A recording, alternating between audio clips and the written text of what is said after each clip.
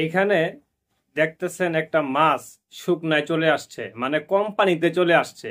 তো কম পানিতে আসার পরে মাছটা বেশি পানিতে আর যাইতে পারতেছে না, মানে তার শরীরে আর সে শক্তি নাই, সে দুর্বল হয়ে পড়ছে, সে বেশি পানিতে যাবে।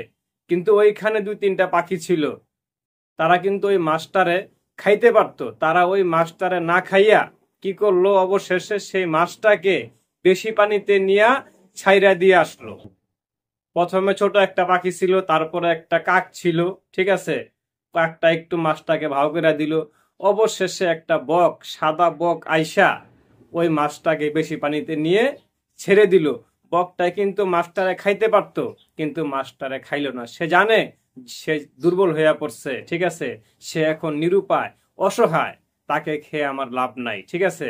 তখন সে কি করলো, সে বেশি পানিতে নিয়ে ছেড়ে দিল। তো এই পশু প্রাণীর কাছ থেকে আমাদের শিক্ষা নেওয়া উচিত। আর আমরা এখন সমাজে কি করি, যারা দুর্বল, ওই দুর্বল শ্রেণীর মানুষের উপরে আমরা ঝাঁপায়া পড়ি, ঠিক আছে। তাদের উপর যত অত্যাচার, তাদের উপরে আমরা শক্তি দেখাই, আমাদের ক্ষমতা দেখাই, যে দেখো আমাদের কি ক্ষমতা। মানে আমাদের সমাজে বর্তমান মানে মানুষ যারা আছে, আমরা মানুষ না, মানুষ নামের কলঙ্ক, আমরা কি বলবো আর কি এই জামানায়। তো মানে সবাই সবাই না, কারণ অধিকাংশ শ্রেণীর মানুষ আছে যারা দুর্বলের উপরে ক্ষমতা প্রয়োগ করে, তারা ক্ষমতা দেখায় দুর্বলদের।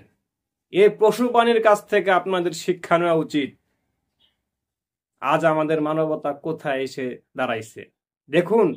পশু প্রাণীর কাছ থেকে শিক্ষা নিন, দুর্বলদের উপরে ক্ষমতা প্রয়োগ করবেন না।